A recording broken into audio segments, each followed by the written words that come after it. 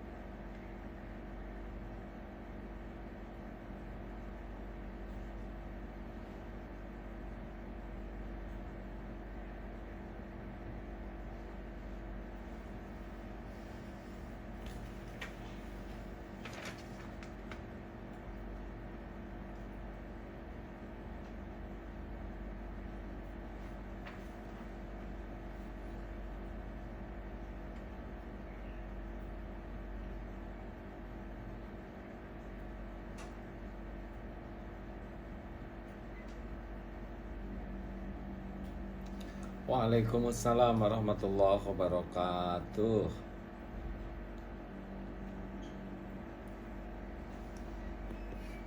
Amin. Semoga sehat lahir, sehat batin, sehat walafiat. Sehat walafiat itu sehat yang bisa membuat kita makin taat. Karena ada juga yang badannya sehat tapi sehatnya dipakai maksiat. Nauzubillah. Makanya doanya sehat walafiat. Semoga yang mendoakannya juga ya. Amin.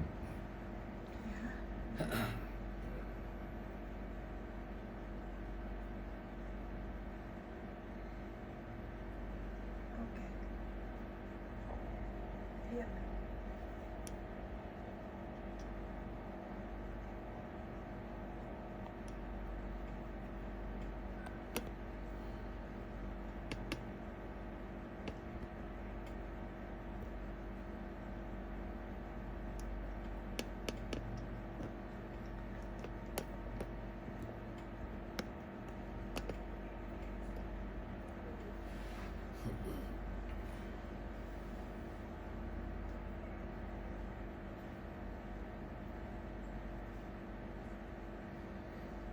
Alhamdulillah.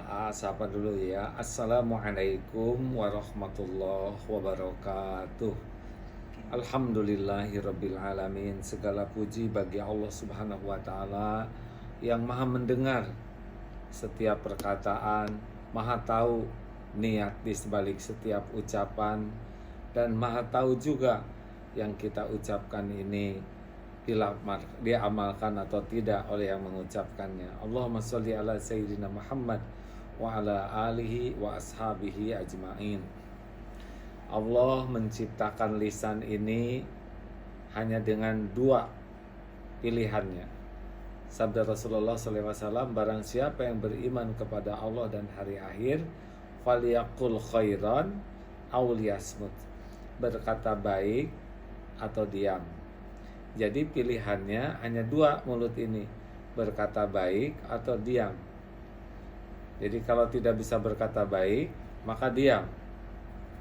Nah, jadi mulut ini tidak dirancang untuk bicara, tapi untuk bicara baik. Nah, bicara baik itu ada dua. Satu, zikrullah, apapun yang membuat kita jadi ingat kepada Allah, ya, asma Allah, ayat Allah, doa-doa, dan amar ma'ruf nahi mungkar, mengajak orang untuk menjadi baik kepada kebaikan dan mencegah orang dari perbuatan jelek. Jadi itulah tugas utama mulut. Jadi jangan mengatakan, wah, mulut mah untuk bicara. Bukan, mulut itu untuk bicara baik. Di dalam Islam sangat penting sekali menjaga lisan.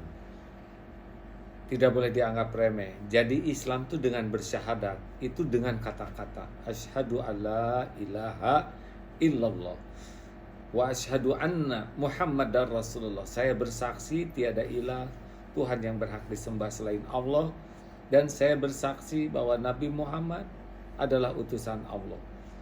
Itu jadi Islam tuh, dari yang bergelimang dosa dengan dua patah kata tadi hilang semua dosanya.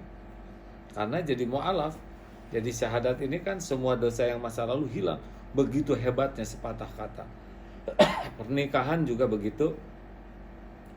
Itu dengan kata-kata yang tadinya tidak halal, jadi yang tadinya haram jadi halal.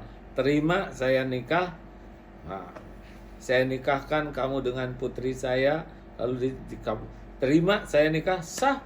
Yang tadinya tidak halal jadi halal dengan kata-kata.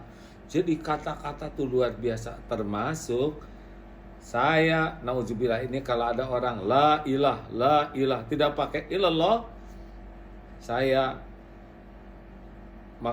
tiada Tuhan, tidak disambungkan dengan selain Allah, dan itu merupakan ungkapan keyakinannya, murtad itu.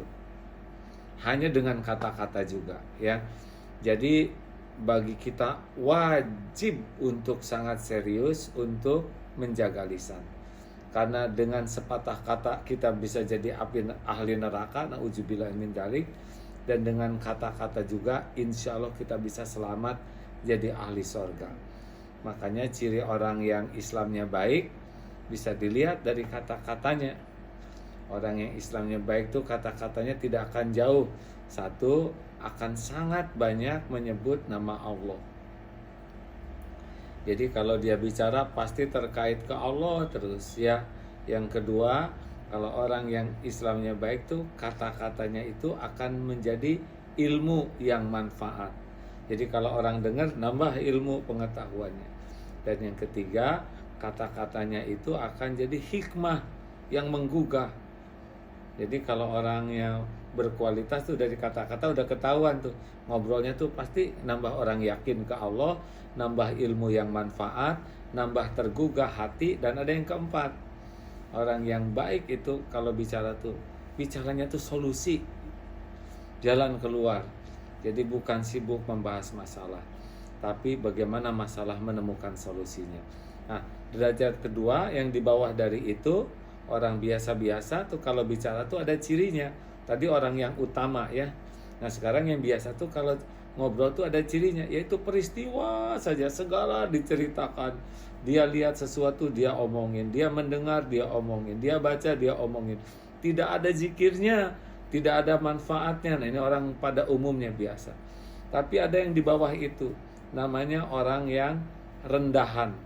Kalau orang rendahan bicara bagian jelek terus, mengeluh, mencela, ngerasuloh, jarang bicara baik. Kalau ngomong tuh nggak enak aja didengarnya tuh. Nah, ini rendahan. Tapi ada yang lebih bawah lagi, namanya orang yang dangkal.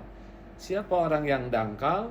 Yaitu orang yang kalau bicara tuh ada cirinya, yaitu dirinya sendiri. Jadi dia kalau ngomong apa-apa tuh hanya menceritakan diri aja.